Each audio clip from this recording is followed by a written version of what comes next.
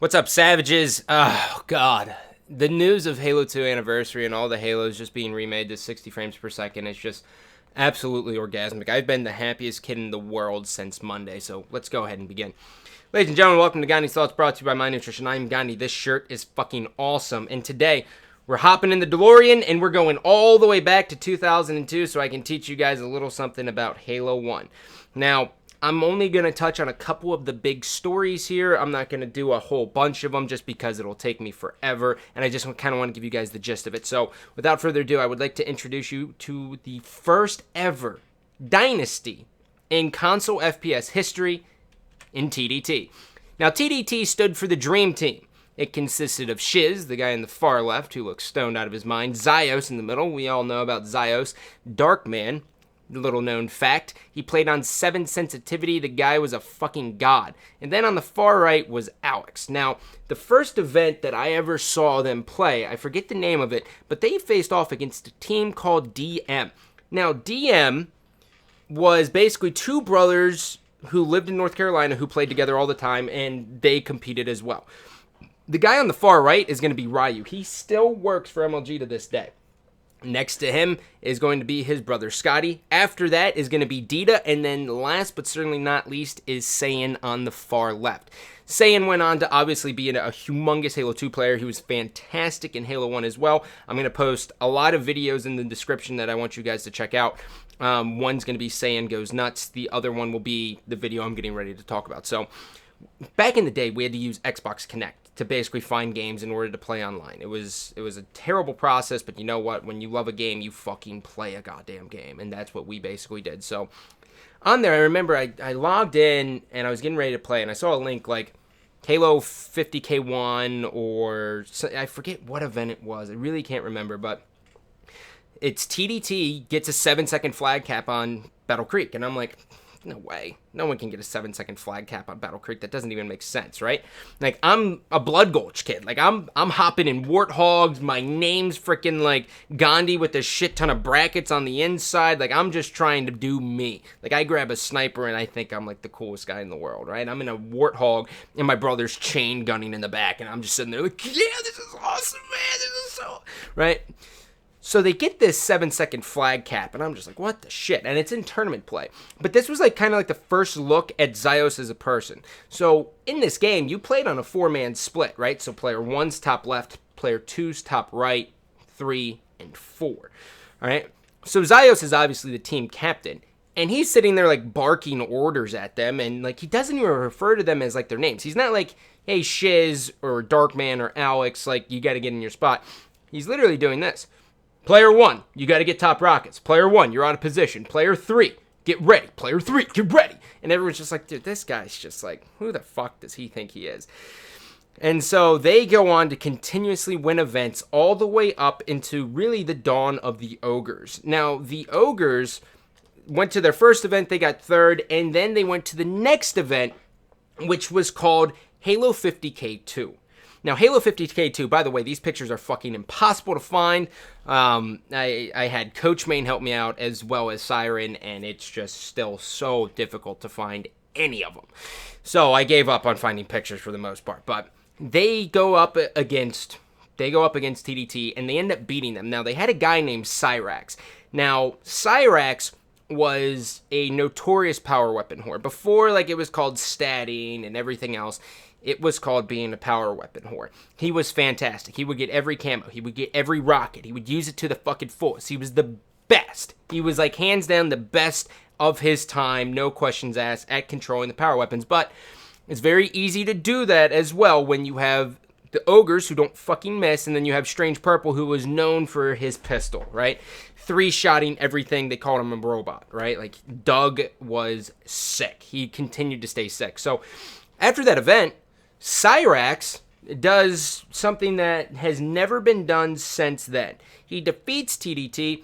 Everyone's talking about it. I'll never forget, like, back then, in order to see the scores, you basically took a picture with, like, a Kodak fucking camera and you scanned it and it went on. And that's what 50K was doing.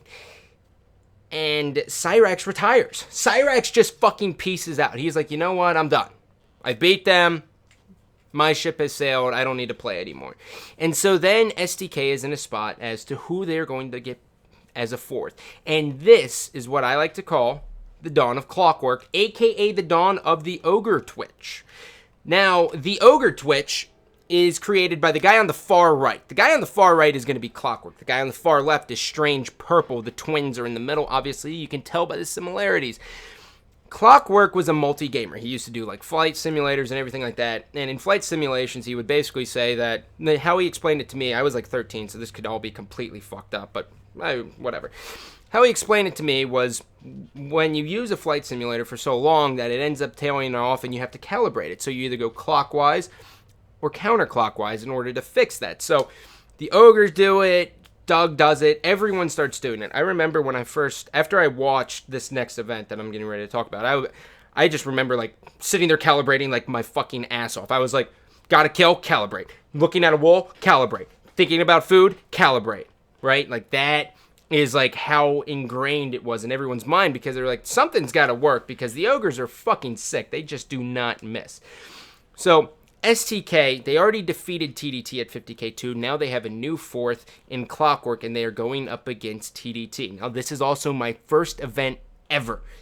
It's AGP3, and back then the settings were a little bit skewed, but a map called TS Chill Out, right? Everyone should know this, and if you don't, I mean, I'm posting the video in the description so you'll be able to see it.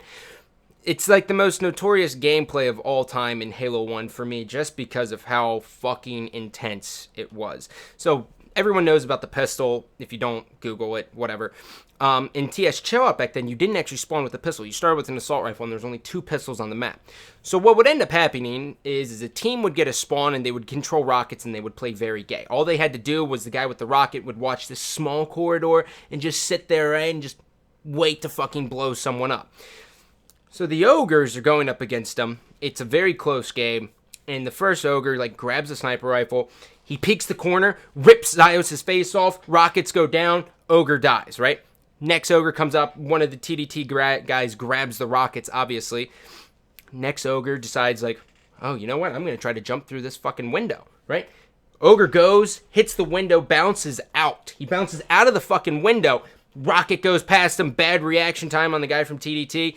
And he lives and they waste a rocket. They go on to win it. Now, a little known fact here. The jump is very, very difficult. You basically have to jump, crouch, hit your head, and go through the window, okay? It's very, very tough to do. And a little known fact here is that the ogres ended up missing the jump every single time in the warm-up, and then they decided when everything was on the line to rise to the fucking occasion and hit it. So they go on to beat TDT. Crowds fucking erupting. Everyone's just like in disbelief when they're like, wow, they are the best team ever. Like the ogres are God. Like I think both ogres had like 18 and 17 kills out of 50. It was just like, what the shit? Like it's honestly, if you talk to old Halo heads, they're like, that is probably like one of the craziest games of all time. And so the STK creates this dynasty for a very long time, until 2 of the best series in the history of competitive gaming ever. And to me, it's the best. And the one video is gonna be in the description here, and it's at Atlanta. It's 50K3, and it's amazing. So STK at the time is going to be Strange Purple, both ogres, and Clockwork. Okay, they're going up against Team FFA, which is now this team. Wrong button. This team right here. Now, the picture looks like shit, but I'll basically give you a rundown here. On the guy on the far right, his name is Killer N. Killer N had the world's twitchiest shot in the entire world. When you watched him, if you had epilepsy, it's a guaranteed seizure 100% of the time. The guy next to him's name was Gintron. Gintron arguably had the best pistol throughout Halo 1, period. Only people you could really put over him would be Killer N or the ogres. He was that fucking good. He very rarely missed. He was good for so long, and everyone was just like, holy shit, Gintron doesn't miss. Next to him is Zyos, we know him. And then last but certainly not fucking least was Walshy. Walshy was an absolute fucking savage in Halo 1. He did it all. He was nerdy. He was amazing up close, like the claw. And that was the dawn of the claw. Like, I always shot with my middle finger. But I remember watching him at Halo Nationals 2004 and seeing him claw, and I was like, oh, shit. Well, I already shoot with my middle finger. I might as well fucking claw now, too, right? So I start clawing like Walshy, right? Like, he was that big of a trendsetter. These two teams face off against one another. And STK and FFA, everyone's like, there's just no way STK can be beaten. Kind of like EG or kind of like Ambush in Halo 4 or Instinct in like 2011 Halo Reach. Like, these are the things like people are saying to themselves, and everyone's like openly basically competing for second place. Now, these two teams face off against each other, and host back then like meant every fucking thing. If you had host, it's basically your game to lose. So STK is going up against FFA. It's back and forth, back and forth. It ends up going to Game 11, TS Chill Out. Now, TS Chill Out, the Ogres never lost ever in 2v2 history. Keep in mind also, real quick, the Ogres never lost a 2v2 in their entire career. Their entire career, when they played together, they never lost a 2v2. So they ended up playing with like their teammates in the 2v2 because it was too boring for them to play with one another. You want to talk about people who fucking love competition. You split up two people and put them on two 2v2 teams to go up against one another so there's a challenge. That's fucking nuts. It's fucking mental. You can find gameplays of it, and if I can try to find it after this video, I'll try to post the link in there just to watch, but it's insane. So, they go up against STK. It comes down to 49-49 TS Chill. This time everyone has pistols, right? Because the game has evolved to the point where everyone's like, oh yeah, you probably should start with a fucking pistol on this map.